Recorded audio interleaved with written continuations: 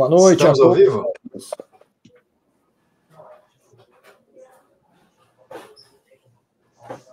Vai lá, Fabrício. Boa noite, pessoal. Bem-vindos aí mais uma live aqui do Raciocínio Clínico. E hoje nós viemos tratar aqui de um tema bastante interessante. Você que acompanha a gente sabe que a gente fala muito sobre erros diagnósticos, né? A gente fala sobre o processo diagnóstico, sobre os erros diagnósticos, quais as suas causas.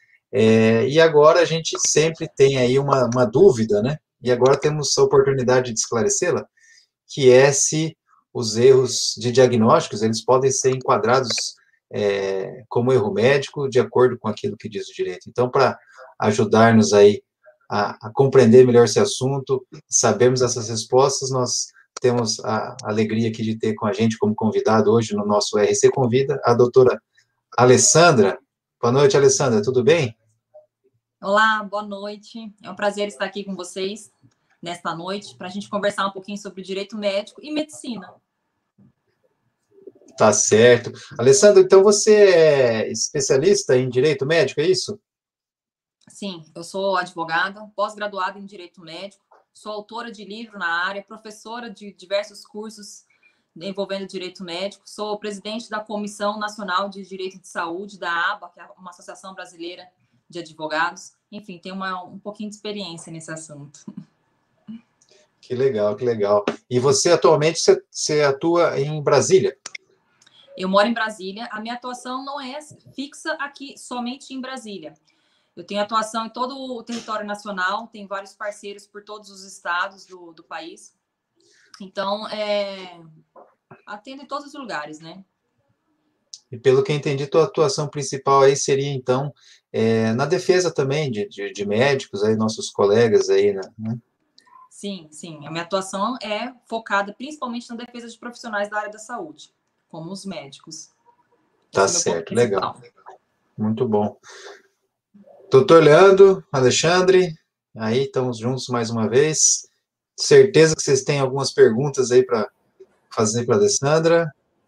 A gente estava aqui conversando, Alessandra, será que nós podemos fazer um monte de perguntas? Oh, fica à vontade, eu acho que esse tema é muito importante.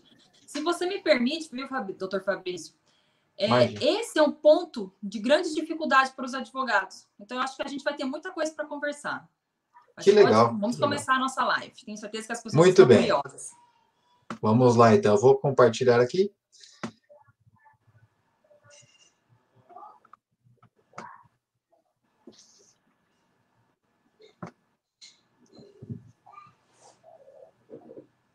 Já estamos compartilhando, então. Estamos aí com a doutora Alessandra, que inclusive é Almeida Prado também, né? Eu também sou Almeida Prado. Ah, é você? Da onde? De Almeida? Pois é, quem sabe temos uns parentes em comum aí, não? E a gente separou aqui, então,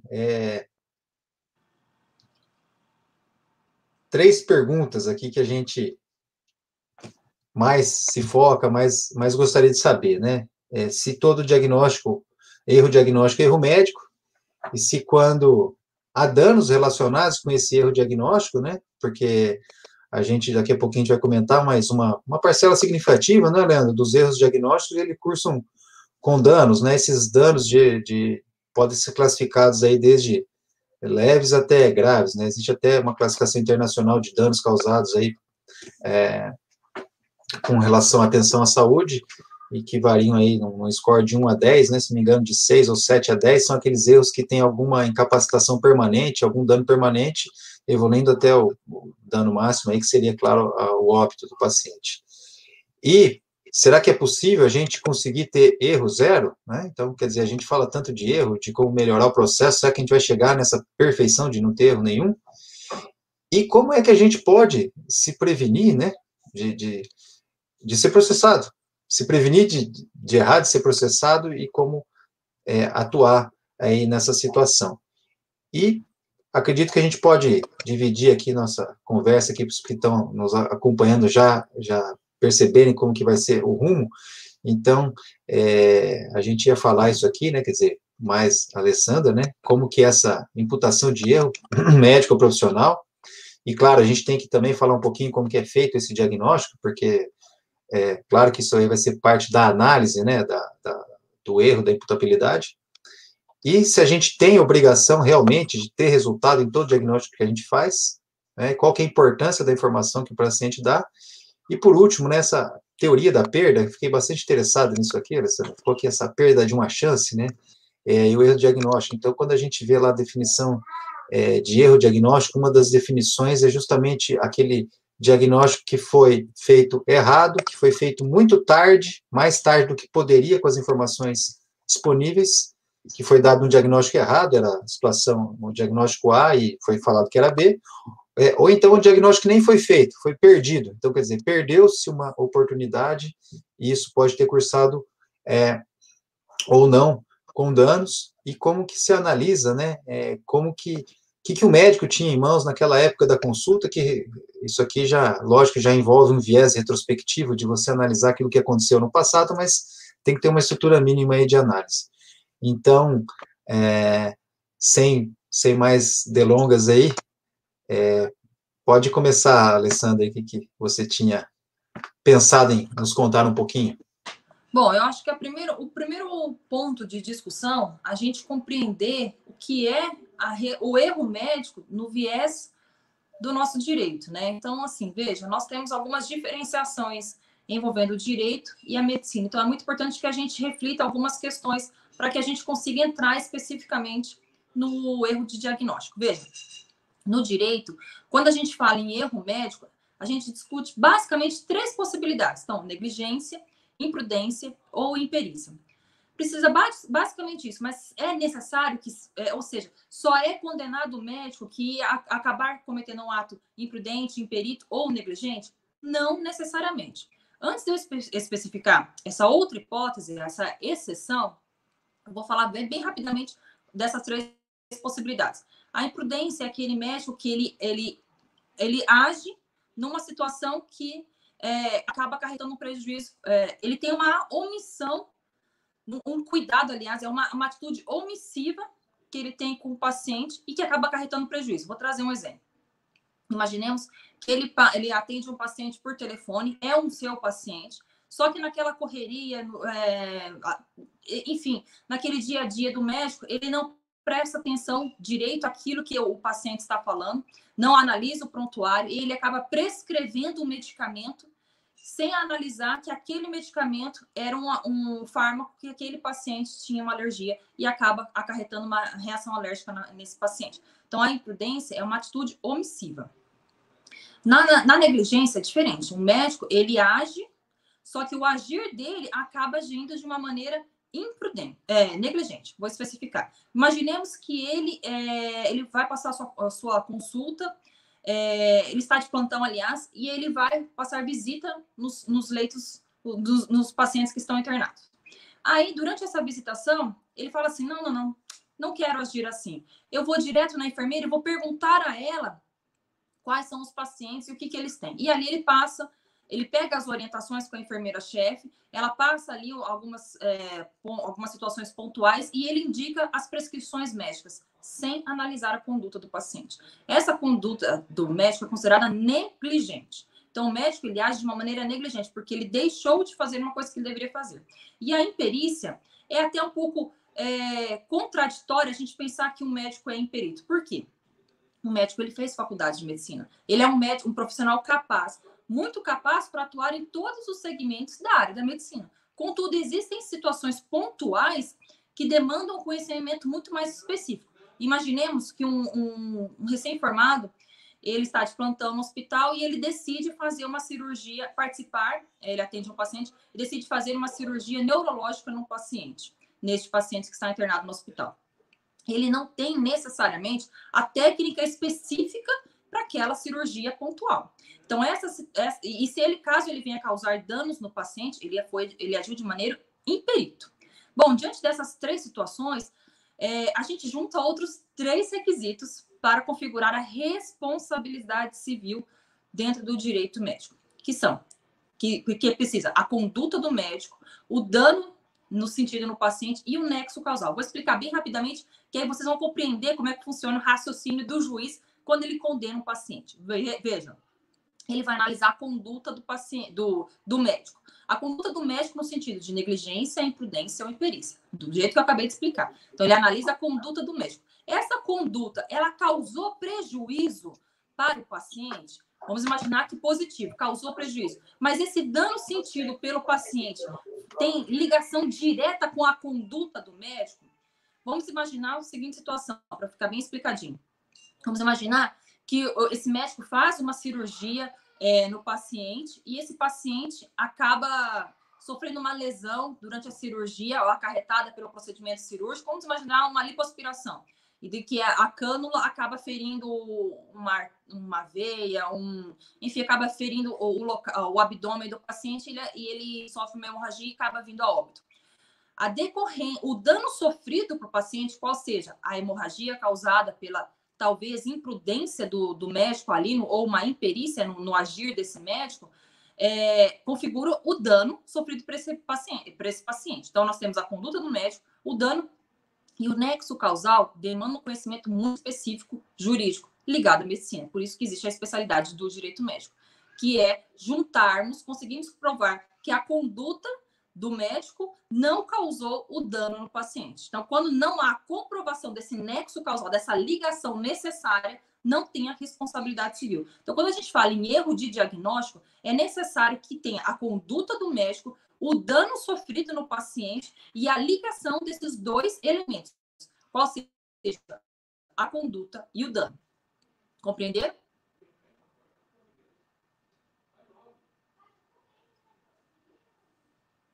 Tá mudo. Muito bem. Não, acho que é interessante, né, a gente observar aí, né, essas três situações de negligência, imperícia e prudência, que é algo que, de fato, a gente aprende aí na faculdade, né, inclusive temos aí esses exemplos, né. Agora, precisa desses outros requisitos, né, que a conduta, que tenha havido um dano e que tenha uma causalidade, o nexo causal comprovado entre a ação médica e o dano ocorrido, não é isso? Exatamente. Então, veja, quando a gente pensa em erro de diagnóstico, a gente tem que necessariamente ligar essas duas condutas principais, do médico com o paciente. Porque existem situações envolvendo o erro de diagnóstico que não causou nenhum tipo de dano para o paciente. Então, aí, quando a gente encontra a ausência desse elemento, que é fundamental na responsabilidade civil, a gente começa a refletir se houve algum dano sofrido no paciente. Eu vou explicar, eu sei que ficou um pouco contraditório, mas eu vou explicar no caso prático. Imaginemos que uma paciente, ela procura um médico, um obstetra, e ela solicita para esse médico um exame, um teste de gravidez. E aí ela faz esse teste de gravidez e ele dá negativo. O médico analisa os sintomas, fala, faz o exame clínico e fala, não está descartada a gravidez. Aí, dali a alguns dias, ela procura um outro profissional, faz em outro laboratório e dá positivo. Nesse exemplo básico, a gente consegue imaginar que pode ter havido, talvez, um equívoco ali na análise clínica do médico, ou talvez um equívoco, ou uma falta de elementos no laboratório também. Bom, nesse meu exemplo, no viés do dano da paciente, ela sofreu algum dano?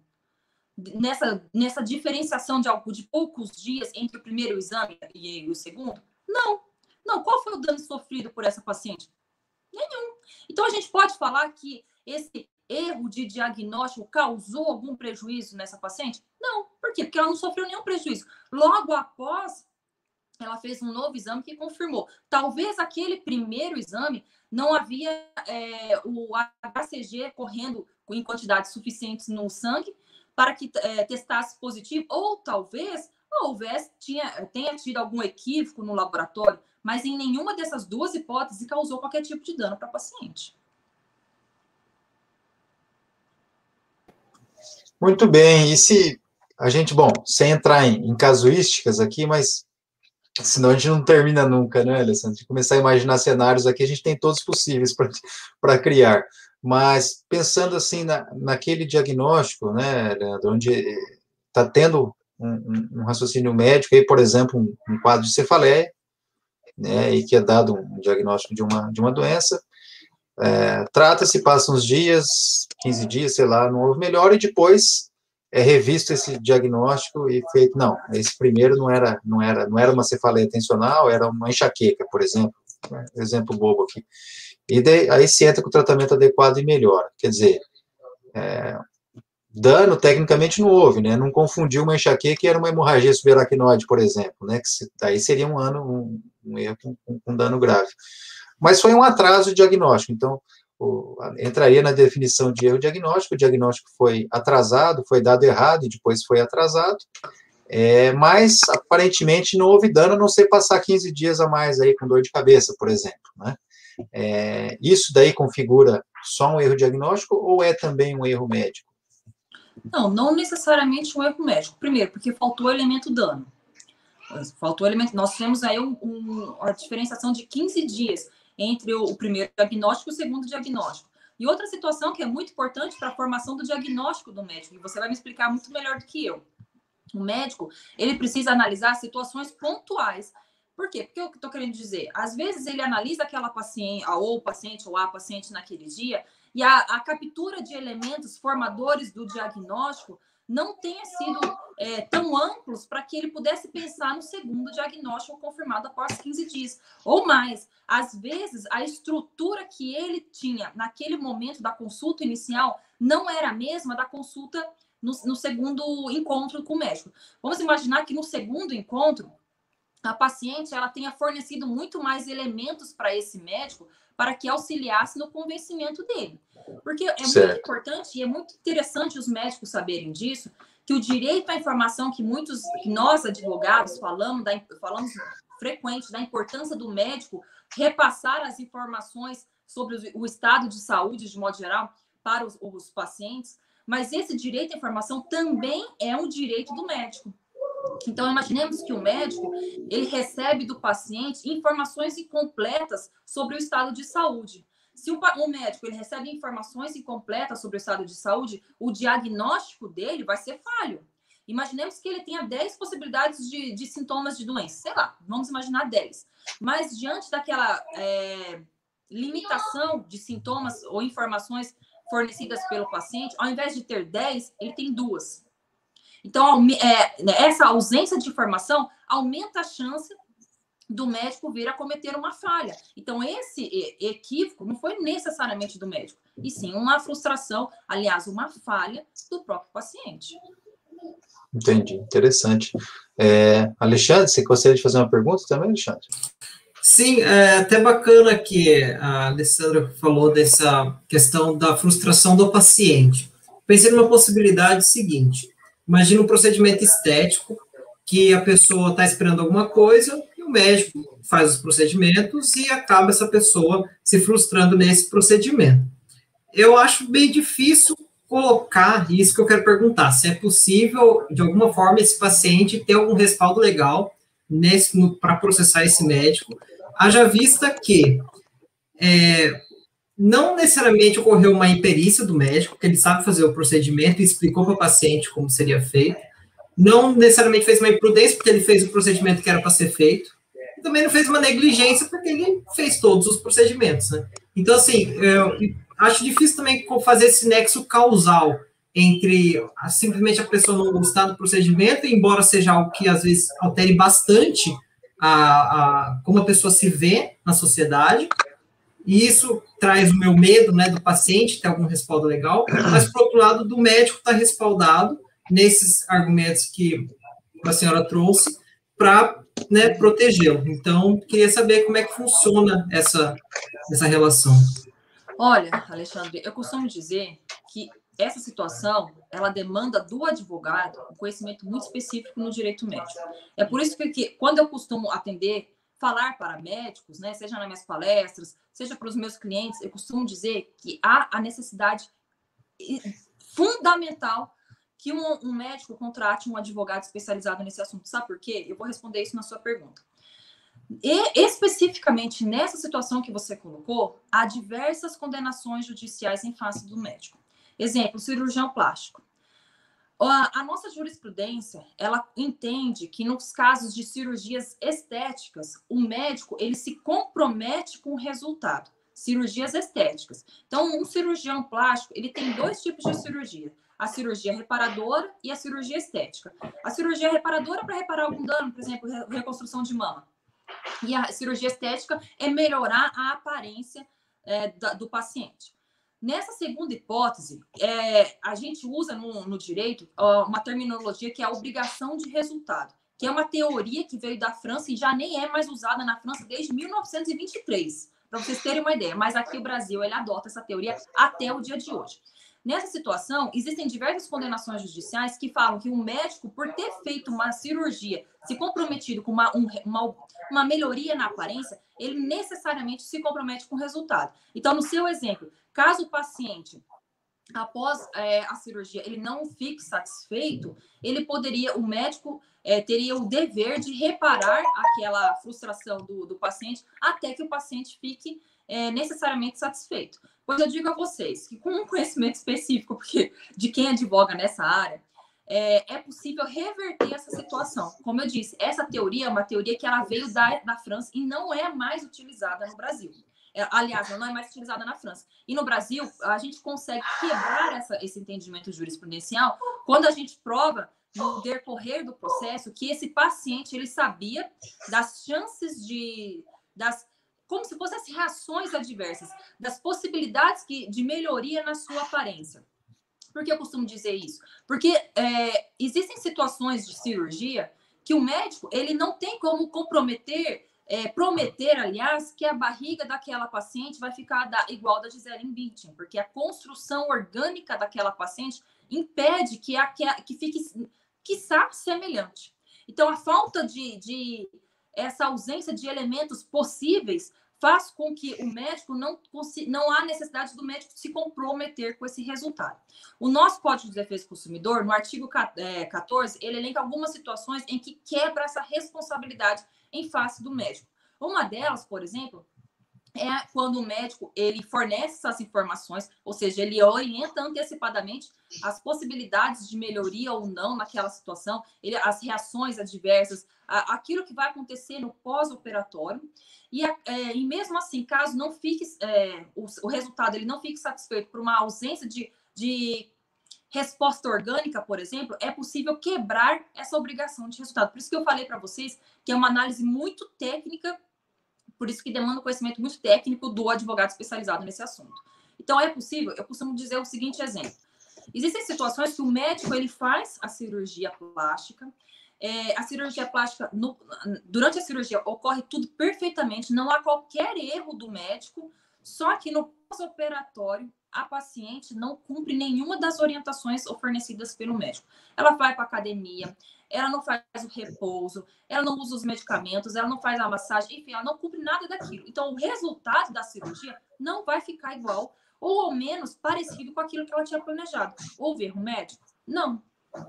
Houve uma quebra do nexo causal em razão da conduta dessa paciente. Então, é uma das hipóteses previstas no artigo 14 do Código de Defesa do Consumidor.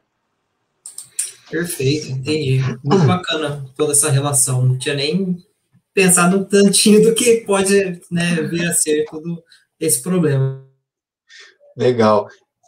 A gente, então, quer dizer, nós vimos aí aquelas 3 situações onde pode haver a imputabilidade aí de erro médico, precisaria de 3 requerimentos aí para que isso se desse, de fato, e agora a gente está vendo, então, alguma relação aí com o resultado, mas para mim ainda fica, gostaria de compreender mais como que se dá a relação justamente do diagnóstico, né? Então, quer dizer, se houve um erro de diagnóstico e não houve dano, tudo bem, não houve dano, está tudo certo, apesar de ser considerado como um erro, apesar de poder haver melhora nesse processo, enquanto médico a gente querer melhorar, mas não é erro médico propriamente dito, porque não houve dano causado.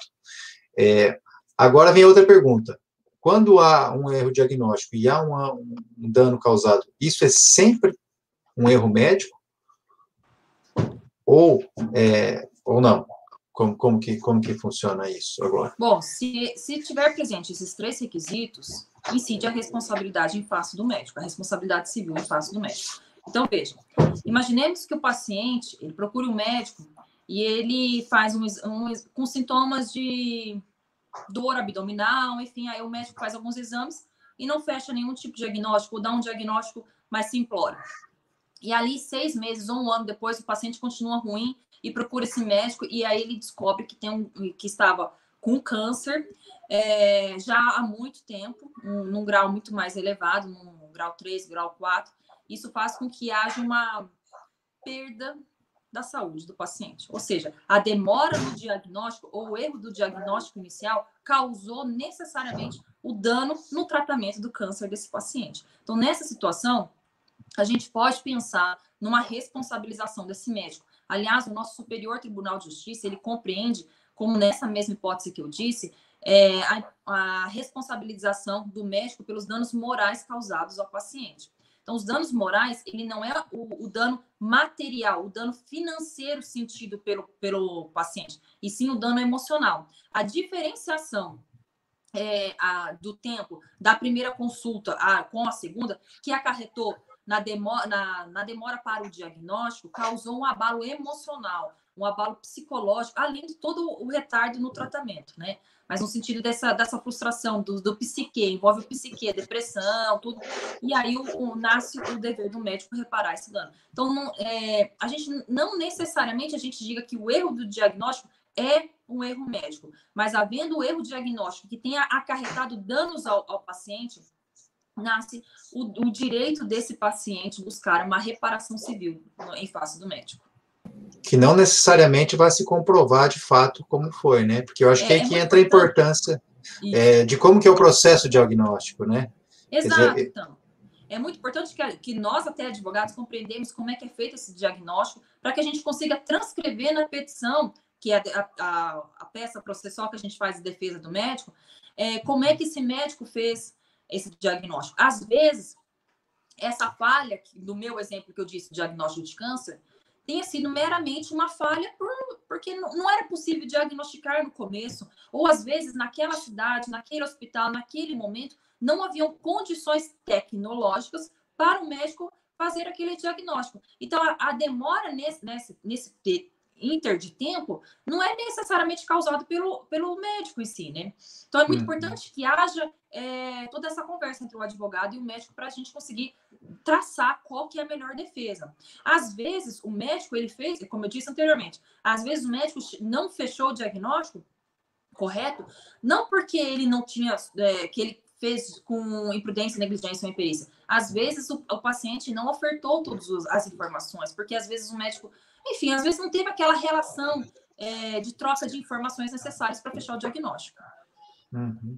A gente sabe aí que no processo diagnóstico, né, Leandro? Quer dizer, quando a gente está analisando os erros de diagnóstico, se a gente pega, eu não sei como, até uma pergunta que eu queria te fazer, no Brasil, se nós temos aí uma boa base de dados sobre erros diagnósticos, danos, processos, porque existe uma grande base de dados, não sei se você está ciente disso, de processos médicos lá nos Estados Unidos, né?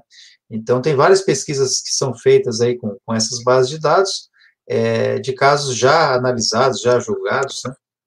E, claro, se são casos julgados, 50% desses casos aí tinham algum dano grave, né? E metade tinha dano leve. Claro, se não tivesse dano nenhum, não estaria lá, né? Mas a gente também, estudando os erros diagnósticos, a gente vê que nunca um erro diagnóstico acontece por uma situação somente, né? Geralmente tem pelo menos 3 fatores envolvidos, né? Então, quando a gente está trabalhando aí com os fatores que contribuem para o diagnóstico, então, por exemplo, pode ser um fator só da doença, né? Então, quer dizer, a doença não teve apresentação completa, é uma doença rara, uma apresentação rara de uma doença, às vezes até rara, ou pouco comum, enfim. A dificuldade estava no doença, não era possível fazer o diagnóstico daquilo, é muito difícil, né? Isso daí, a minoria dos erros acontece por isso, porque as doenças raras são raras, né? Essas apresentações raras são raras, né?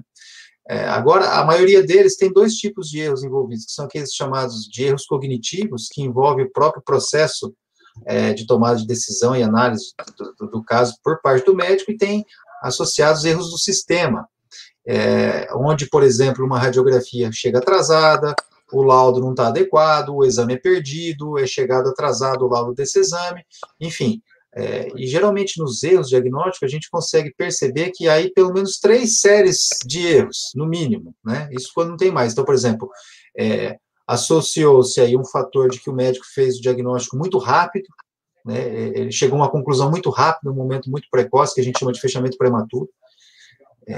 Com aquele pouco de dado que a gente não podia tomar decisão, tinha que investigar um pouco mais, mas isso foi casado por um processo de que ele está lá no pronto-socorro e teve um exame talvez errado ou outro que demorou para vir. Então, quer dizer, nunca acontece sozinho, né? Então, eu digo isso porque você tem que demonstrar o nexo causal, e esse nexo causal é com relação à conduta, então tem que ter havido alguma falha, eu não sei como seria o termo, se ela é proposital, se ela é culposa, não sei como seria o termo, do médico, e não apenas, quer dizer, não apenas não, por mais que tenha causado dano, foi uma mistura de situações que levou a isso. Não é isso, Leandro? O que você esclarece aí mais?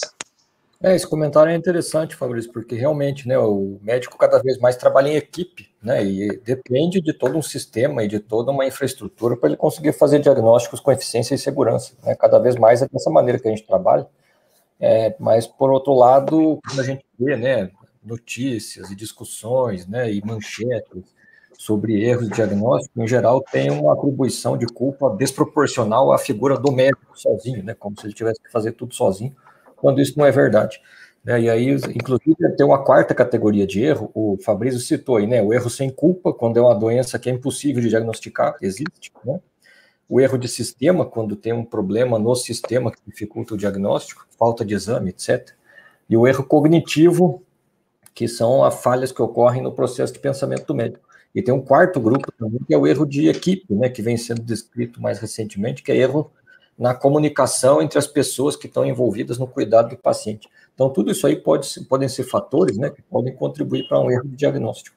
E aí eu queria perguntar mesmo, aproveitar o gancho aí, perguntar para a doutora Alessandra, que eu lembrei de uma história daquele documentário, Fabrício, do Where is Human, né, que é um documentário sobre a segurança do paciente, que tem uma história parecida com essa que a Alessandra deu de exemplo. Um paciente que ele foi no neurocirurgião com uma dor no pescoço, ele viu que tinha um tumor na base lá do cérebro, ali no começo da coluna, operou e falou assim, parece benigno. Então, aí foi embora, melhorou a dor do cara, passou 6 meses, ele começou a ter dor de novo e voltou no neurocirurgião. Aí o neurocirurgião puxou de dentro do prontuário, assim, o laudo do anátomo patológico, né, da biópsia daquela massa, que ninguém tinha visto em 6 meses, estava enfiado dentro do prontuário, ninguém viu. Aí falou assim, era um câncer, então perdeu 6 meses de tratamento, né, e recidivou.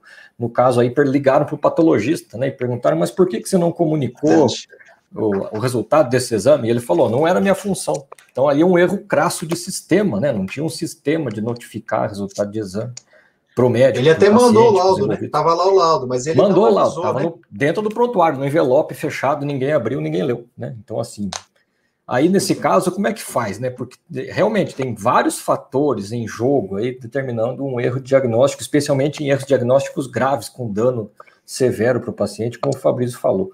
Nesse caso, como é que faz a avaliação da culpa, da parcela de responsabilidade de cada um dos envolvidos? Como funciona isso? Então, nessa situação, a gente costuma usar uma expressão que é efeito bola de neve. É uma situação pequena, pontual, que acabou acarretando uma sequência de erros que aí, no momento posterior, se tornou uma grande bola de neve, que fica difícil de se controlar, que é exatamente esse caso. Muito provavelmente, esse paciente, se ele ingressar com uma ação judicial, ele vai ingressar em face de todos os médicos, porque ele não tem um conhecimento técnico para saber qual foi o médico que iniciou essa sequência de erros. Então, numa defesa processual, a gente tem que traçar o liame, o ponto inicial que acarretou todo o dano. Será que no momento que esse médico colocou o laudo, né, o patologista enviou o laudo, ele tinha que... havia algum elemento para esse médico que fez a consulta saber que esse laudo já havia sido juntado no prontuário? A gente tem que conseguir esmiuçar toda essa relação para identificar o ponto principal, se aquela conduta do médico, aí vai depender de qual é o médico que a gente está fazendo a defesa, é claro, né? Qual que é o médico, para você esmiuçar essa responsabilização.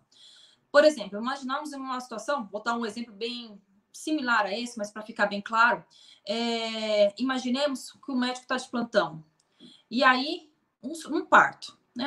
Da mulher dá uma entrada no trabalho de parto, e aí esse trabalho de parto demora por horas, então são vários médicos plantonistas que fazem esse atendimento. E o terceiro médico em diante, ele deixa de analisar que aquele bebê está em sofrimento fetal e aí o bebê nasce com sequelas. Ok, esse caso é um caso corriqueiro que acontece no Brasil. Ela que não sabe, essa parturiente, né, e o bebê que também tem o direito à reparação de danos, não sabe identificar quem que é o responsável. Então, muito provavelmente, ela vai colocar o hospital no polo passivo. Se for o Estado, ela vai colocar o ente federado, o Estado, a União, o município, quem administrar o hospital. E o hospital vai chamar ao processo os médicos, todos os médicos que fizeram fizeram o atendimento dessa paciente. Eu lembro que eu falei que foi a partir do terceiro médico que deixou de identificar o sofrimento fetal. Os 2 médicos anteriores, eles não têm qualquer ligação com o evento danoso sofrido pela paciente e pelo bebê. Qualquer evento danoso. Não tem qualquer participação. Aliás, toda a conduta desses 2 médicos anteriores foi a correta. Baseada em quê? E aí eu digo a vocês, baseada na medicina, baseada em evidência. Então, é de suma importância que a gente tenha esse conhecimento do que diz a medicina baseada em evidência, para a gente oportunizar que esses 2 médicos anteriores utilizaram da sua expertise para atender essa paciente. Contudo, o terceiro, quarto, enfim, o terceiro médico em diante acabou acarretando na inobservância daqueles detalhes que culminou no dano sofrido pela parturiente e pelo bebê. Então, veja, no seu exemplo, será que aquele médico que estava atendendo, ele tinha como saber da existência desse laudo no prontuário?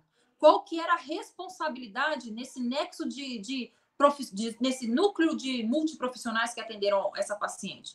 Se havia possibilidade dele ter acesso, dele saber que aquele laudo, né, estava dentro do prontuário e ele deixou de observar isso, ele teve uma conduta omissiva, aí sim a gente pode falar numa responsabilização dele, sim, não somente do médico patologista. Mas veja, a gente tem que esmiuçar, fazer o caminho de volta. Então, a gente identifica o elemento danoso e faz todo o caminho de volta para encontrar o ponto que começou o dano. E aí a gente analisa ali quais são os profissionais que estão ligados a esse dano. Interessante, é uma análise, quer dizer, vai demandar uma investigação mesmo aí, né, do caso, porque são muitos elementos, né? Isso daí tem que ser feito mesmo. Até alguém perguntou aqui no YouTube, né, que todo caso de erro de médico, quer dizer, ou todo caso suspeito de erro, né, porque vai precisar de uma perícia para elucidação, doutora? Sim. Judicialmente, a peça principal, a alma de um processo envolvendo o direito médico é o prontuário médico. Por isso eu costumo dizer para os meus clientes que eles têm que ter um cuidado, assim, cuidado especial com o preenchimento, o zero, tudo aquilo que vai constar no prontuário. Por que isso? Quando a gente inicia um processo judicial, a gente vai requerer esse prontuário. Esse prontuário vai ser analisado por um médico perito, que vai analisar a história desse atendimento do paciente em face do médico, em face do hospital. Então, o médico perito, ele vai tentar identificar esse elo, esse histórico, para conseguir saber se a conduta do médico foi determinante para aquele dano sofrido pelo paciente. Então, é de suma importância que a gente consiga trazer esse prontuário completo, em perfeito estado, para o processo, e aí vai ter sim a perícia. Pode ser a perícia só documental, ou também a perícia no próprio paciente, dependendo da situação concreta. Entendi, interessante. Eu queria fazer uma pergunta para a doutora, baseada na experiência dela, que assim, prontuário médico, a gente sabe, né? A gente ensina, a gente é professor de graduação em medicina e a gente fala para os meninos, fala para os estudantes, para os residentes, escreva direitinho, documente tudo no prontuário, que é a sua defesa. Mas na hora do vamos ver, ainda mais agora no meio de uma pandemia, às vezes a pessoa está atendendo 2, 3 vezes o número de pacientes que era acostumado a atender. No caso do Fabrício aí, o Fabrício costumava ter 30 pacientes e agora está cuidando de 80, né? Então, assim, ele tem exatamente o mesmo tempo que ele tinha antes para cuidar de todos esses pacientes, né? Então, a história vai ficando cada vez mais curta, mais sucinta e mais objetiva, né? Para não dizer, né, incompleta, né? E aí fica essa questão, né? A doutora deu o exemplo aí de que, às vezes, o paciente pode ser responsável, né? Se o paciente, sei lá, omitiu o sintoma, omitiu informação, aí sofre um processo. Qual que vai ser a prova? Vai ser o que está escrito no prontuário, que é aquelas 2 linhas em letra ilegível, né?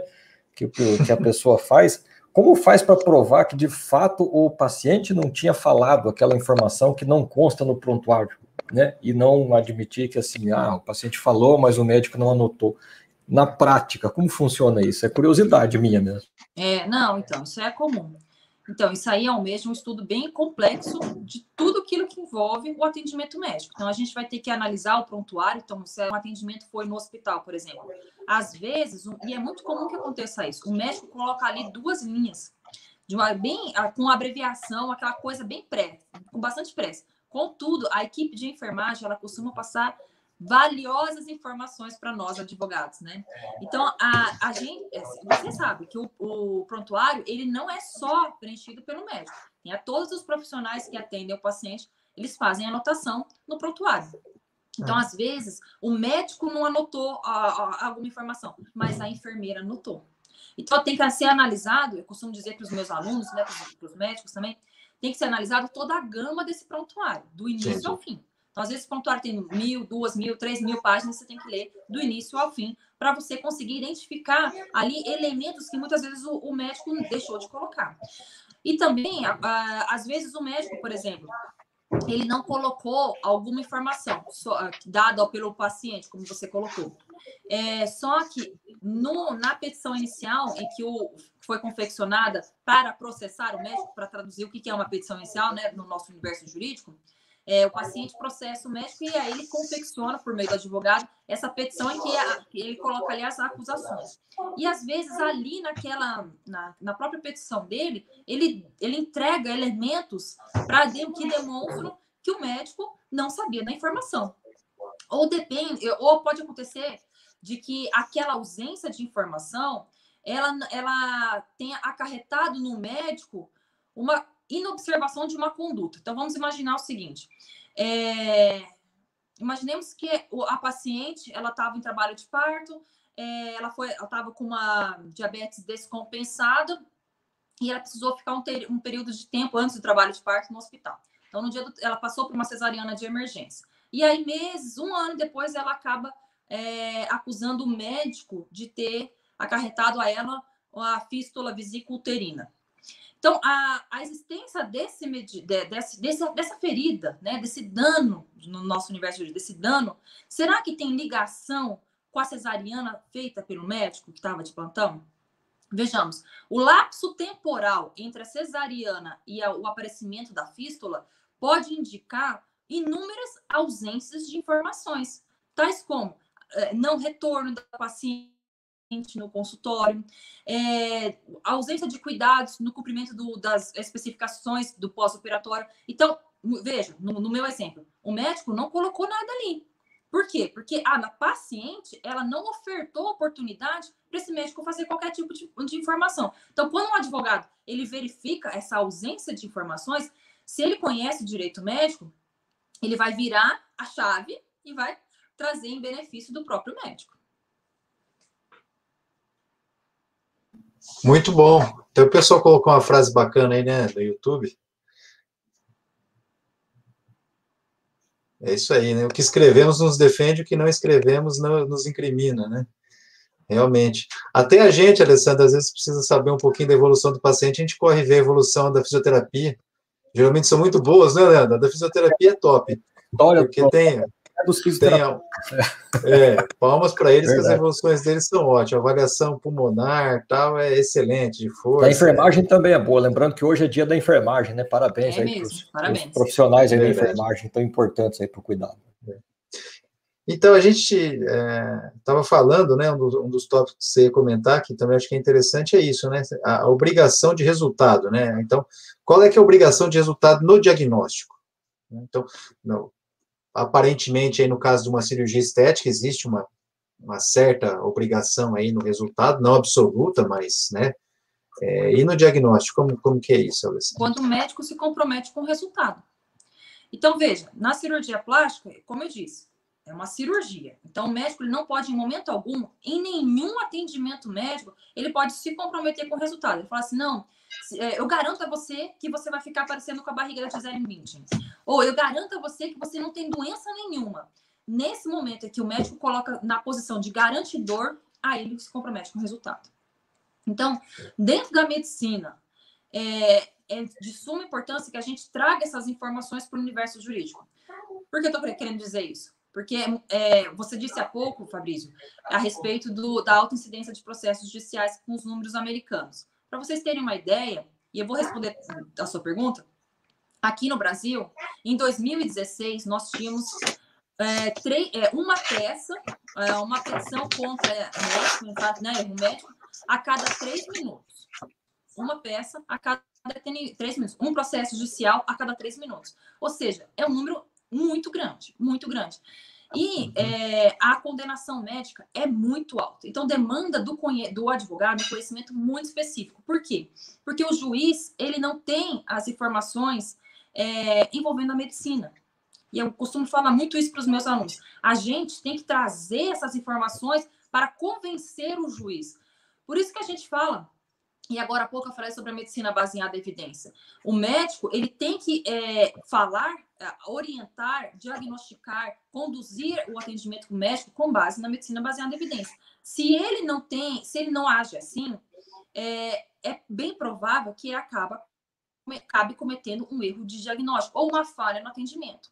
Então, quando a gente percebe que o médico ele agiu de modo correto, ele se baseou na medicina baseada em evidência, ele cumpriu os protocolos médicos, e a gente traz isso para o universo jurídico, para o processo judicial, é muito mais tranquilo a gente auxiliar o juiz no convencimento. Compreenderam?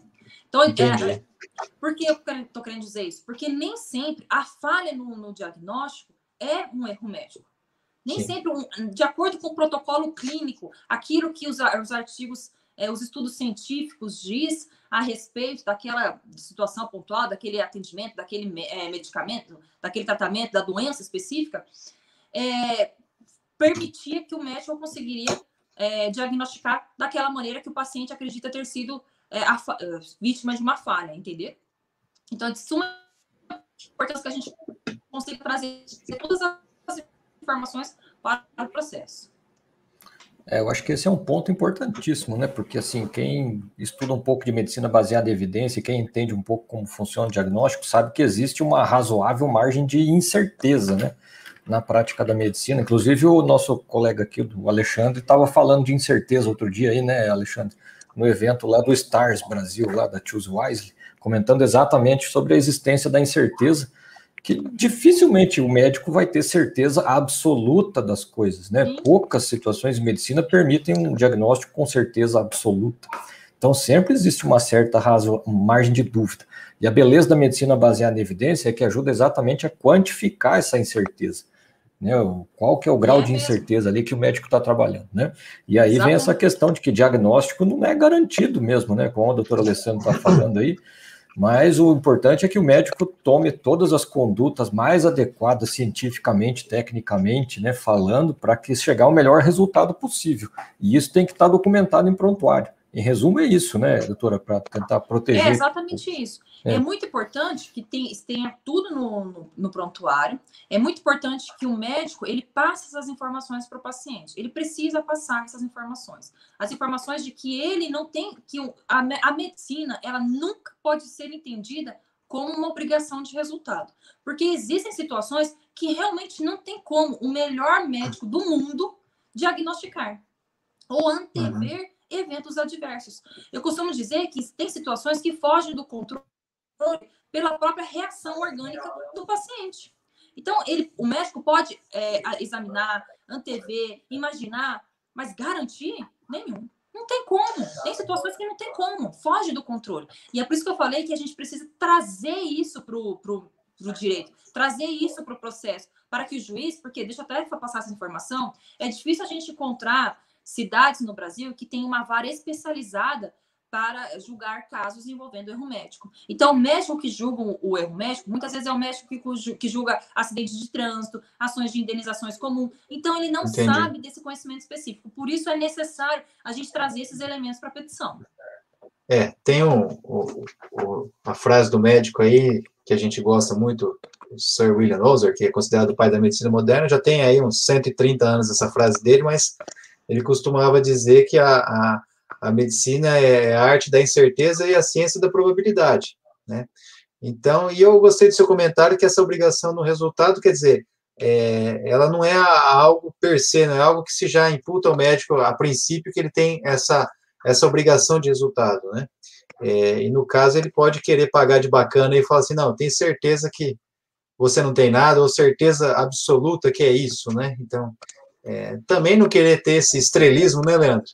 Essa é a receita mais certeza. Não, aqui, ó, fica tranquilo que é certeza absoluta que é isso, né? Ó, eu não vou deixar, né? Quer dizer, e eu acho interessante isso aí, como o Leandro falou, a gente está com estudantes, a gente também procura orientar isso, né? Então, até esses dias aconteceu, eu estava com um caso bastante ambíguo, duvidoso, né?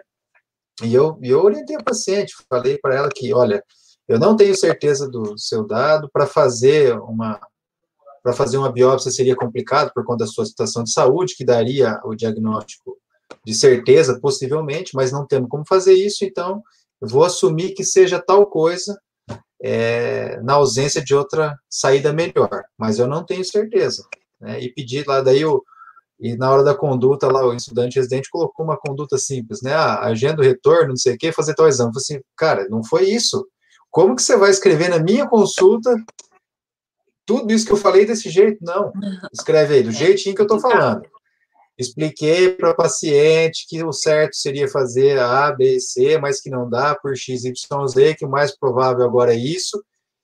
Né? Orientei também que se ela quiser procurar uma segunda opinião, que fique à vontade, e que é assim que vai ser. E a paciente concordou, entendeu? Né? Então, acho que procurei deixar evidente esse caráter de incerteza e que a gente estava lidando com o melhor que podia no momento e que podia ser algo diferente, mas embora acreditasse que fosse aquilo, mas sem nenhuma certeza alguma, né?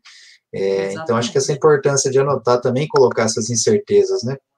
Agora, você tinha colocado aqui a teoria da perda de uma chance. O que é isso, Alessandra? Teoria da perda de uma chance. Essa teoria também ela é fruto do direito comparado. Ela veio de outro país e foi adaptada aqui no nosso Brasil. Eu adoro esse termo adaptado, sabe? Que é o que acontece no nosso judiciário. Então, existem situações que, por exemplo, a paciente ela acaba vindo a sofrer um dano em face do atendimento médico e que torna uma situação que não tem mais como reverter aquele dano sofrido por ela.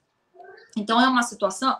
Essa teoria da perda de uma chance, ela vem sendo muito utilizada. Mas para que haja comprovação efetiva da perda de uma chance, tem que ser exatamente do jeito que eu coloquei. Esse dano sofrido por ela, essa chance perdida por ela, não tem como retroagir. Então, vou dar um exemplo. Imaginemos que a paciente, ela vai passar por um tratamento de câncer. E ela vai acabar ficando estéril. Sei lá, ela vai perder os ovários. Vamos imaginar para ficar bem definitivo, para não ficar qualquer tipo de suspeita. Câncer nos ovários. Ela perdeu os ovários, não tem mais como retroagir. Antes disso, imaginemos que ela tenha feito, tenha colhido os óvulos e colocado para congelar numa clínica de fertilização. Os óvulos estão congelados na clínica. Aí ela faz o tratamento, tudo. Após ali a sua cura, o período de tempo, ela volta a essa clínica para poder fazer procedimentos de fertilização in vitro. E aí ela descobre, por meio da clínica, que a clínica perdeu os óvulos. Perdeu os óvulos. Nessa situação, o dano dela é irreparável. Não tem como voltar. Ela sofreu, o que ela sofreu, o prejuízo sentido por ela só tinha uma chance. E é por isso que a teoria da perda de uma chance. Ela tinha uma chance que não tem como voltar. Por quê? Porque ela não tem mais ovários. Então, o sonho dela de ser mãe se perdeu. Imaginemos também uma outra situação. E é muito importante que haja o direito à informação. Veja meu exemplo. O médico, ele vai fazer o tratamento de câncer, indicar o tratamento de câncer no paciente. E aí ele diz para esse paciente, fala assim, não, em vez de a gente fazer o tratamento convencional, eu tenho uma clínica que faz tratamentos experimentais com XYZ medicamentos, tira alimentos, faz né? A gente sabe que existe isso. Então, ele indica esse tratamento experimental ao invés do tratamento convencional. A paciente, diante da relação de confiança que ela tem com o médico, ela adere a esse tratamento experimental. E quando ela cai em si daquilo que ela está fazendo e ela busca um tratamento convencional, não tem mais como curar, tratar esse câncer, porque ele já está num estágio muito avançado. Então, ela perdeu a chance de um tratamento, de uma cura, por conta da má orientação do médico, entendeu? Então, são duas situações em que espelha bem a perda dessa chance, e é uma perda que deve ser irreparável. Entendi. E você tinha também comentado de como analisar a estrutura que o médico tinha à época da consulta, né? Quer dizer, um pouco já comentamos aí que às vezes tem a bola de neve, mas e esses fatores aí que interferem no desempenho do médico, né? Como que fica a análise dessa estrutura no sentido não só da informação disponível que ele tinha naquele momento, como do contexto onde ele estava trabalhando, né? Ou seja, se estava sob um ambiente de pressão, se estava sob, né, pressão de tempo, se na hora que ele estava atendendo surgiu uma urgência, ele teve que sair e perdeu o contato, enfim, como que funciona essa análise aí, digamos que não só a estrutura, essa análise situacional toda aí que o médico tinha no momento do diagnóstico, de quando deveria fazer. Então, tudo isso influi naquilo que é repassado, né? Tanto no prontuário ou quanto para o advogado na construção da sua defesa. Vamos imaginar que eu gosto muito de dar exemplo, porque como eu sou professora, eu falo para os advogados que eles só conseguem entender direito médico com exemplo, porque o universo da medicina é muito diferente do direito, por isso que eu falo tanto exemplo. Mas vamos imaginar que o paciente ele dê entrada no hospital após um acidente de trânsito. Várias pessoas, aliás, dão entrada, né, múltiplos pacientes. Um monte de paciente, tá tragédia, acidente de ônibus, uma coisa bem trágica. E tenham 3 médicos fazendo esse atendimento. É natural que o prontuário fique incompleto. Porque até então, antes da chegada desses pacientes, os médicos estavam atendendo outros pacientes, não é mesmo? Eles estavam procedendo aos atendimentos daqueles pacientes que estavam internados, as emergências, urgências que estavam ali. Só que com a chegada daqueles pacientes decorrentes do acidente de trânsito, os médicos deixaram de atender aqueles pacientes do hospital para atender os novos pacientes. Vamos imaginar que é uma situação bem peculiar. Aí, vamos imaginar que tenha havido alguma falha no atendimento, que algum paciente tenha vindo a óbito por falha, né? Porque eu não tinha um médico ali suficiente. Então, e o prontuário, ele não esteja de maneira completa, porque diante de tantos pacientes, de tão poucos profissionais, é natural que o prontuário não fique completo. Só que esse histórico tem que ser trazido para o processo. Então, por meio de depoimentos de testemunhas, enfermeiras, histórico, às vezes, de reportagem de que aquele acidente ocorreu naquela data, de que tantas pessoas eram entradas no hospital naquele momento. A gente tem que trazer para o processo todo esse contexto do caso concreto, entendeu? Por isso é a particularidade, para a gente poder confeccionar a melhor defesa. Eu já tive numa situação dessa de acidente em pronto-socorro.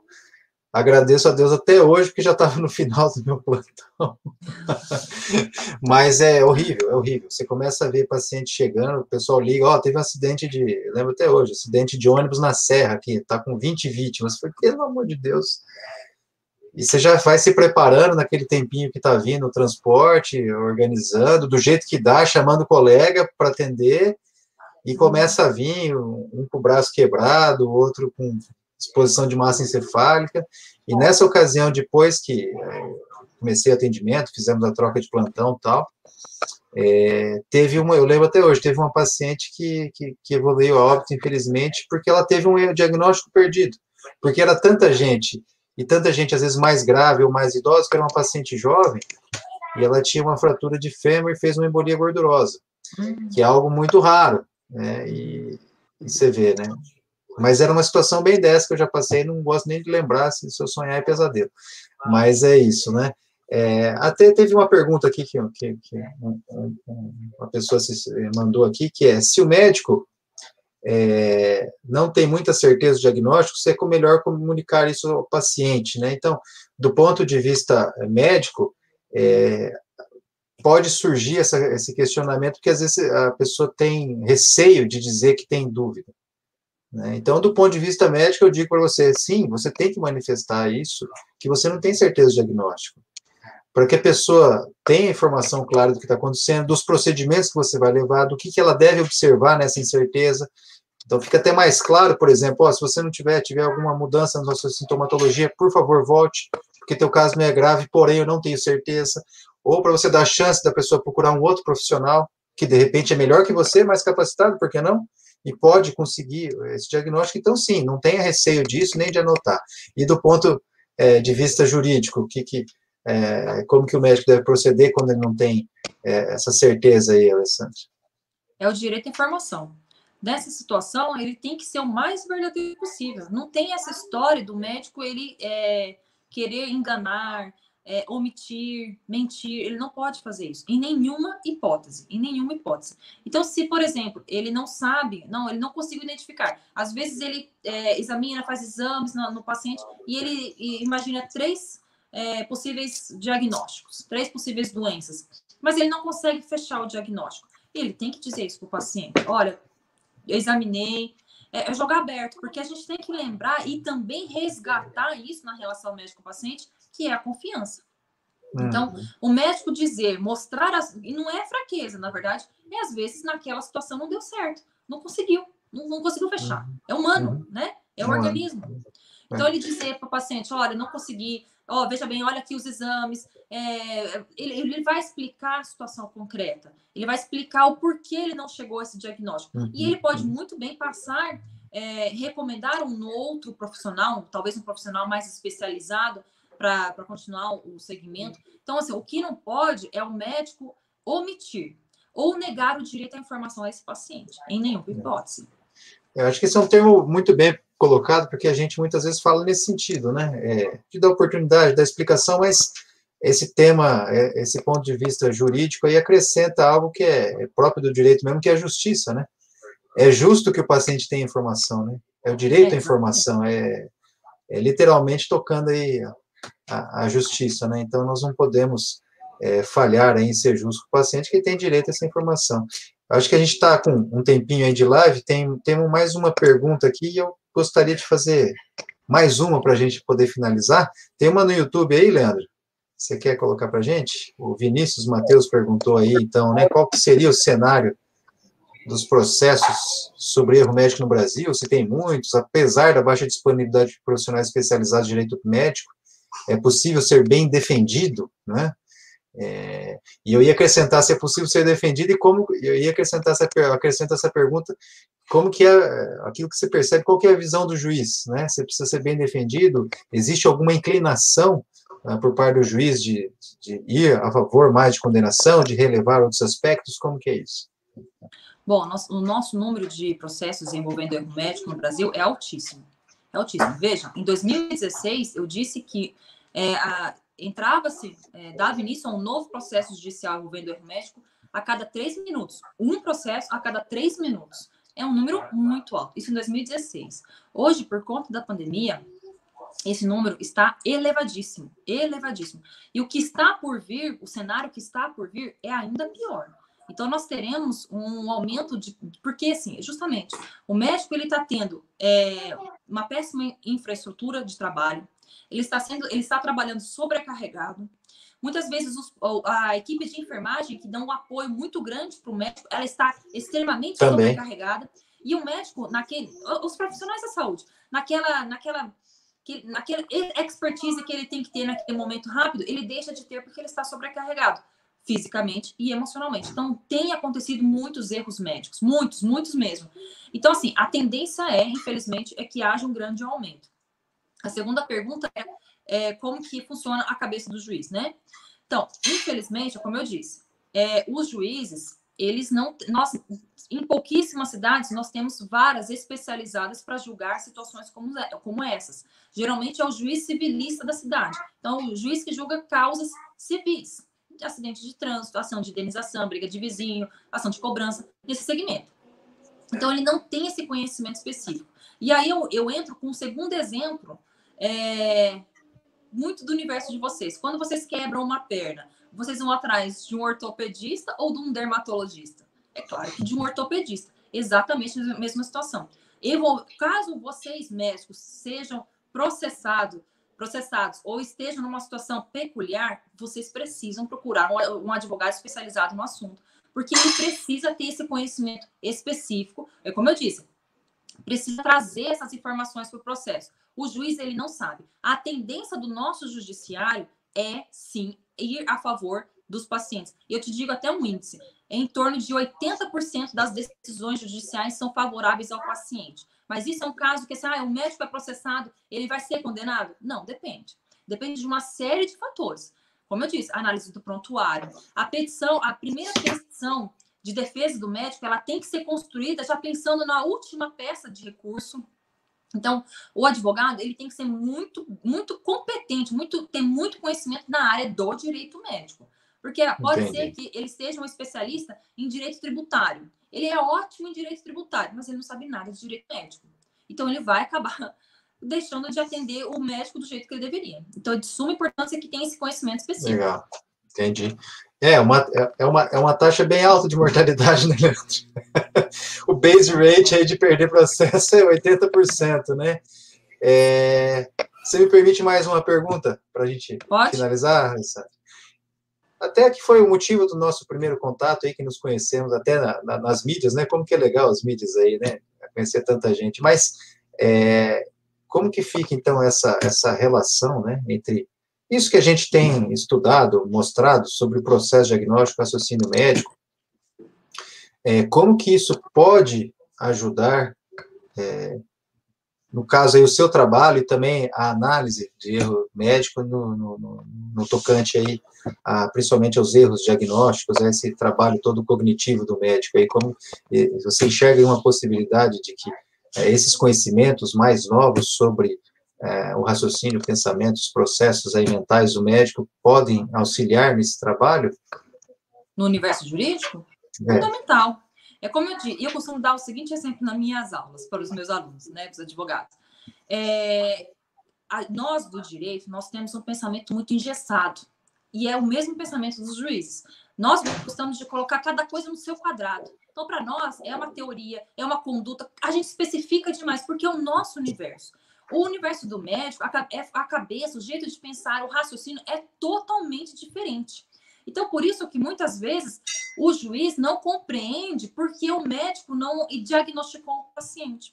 Porque no universo do juiz, ele tem segmentos, preencheu requisitos, conduta, dano, nexo causal, pronto, configurou o erro médico. Basta. Então, falta ao médico aquele conhecimento que é da medicina.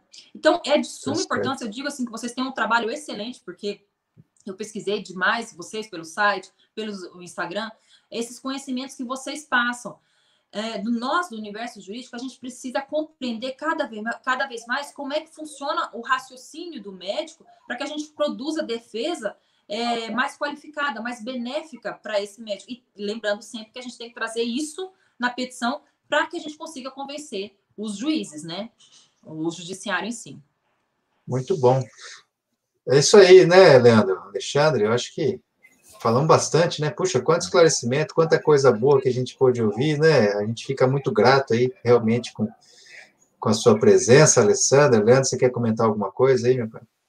Não, eu queria agradecer aí a doutora Alessandra, achei que foi esclarecedor, né, em vários pontos aí, para a gente entender como funciona, né, essa questão de processo. Eu acho que muitas pessoas aí, muitos colegas, muitos estudantes, muitos jovens médicos têm bastante dúvida, bastante medo, né, inclusive, embora a gente não está ainda com a medicina tão judicializada como é nos Estados Unidos, né, que lá é uma verdadeira indústria, né, mas eu acho que é questão de tempo, né, doutor? Então, quanto mais as pessoas se prepararem, né, e souberem se defender, lógico, saber fazer seu trabalho direitinho e documentar direitinho o que está fazendo, né, para ter uma defesa sólida, né, se problemas acontecerem, é bom a gente levar esse conhecimento aí para todo mundo.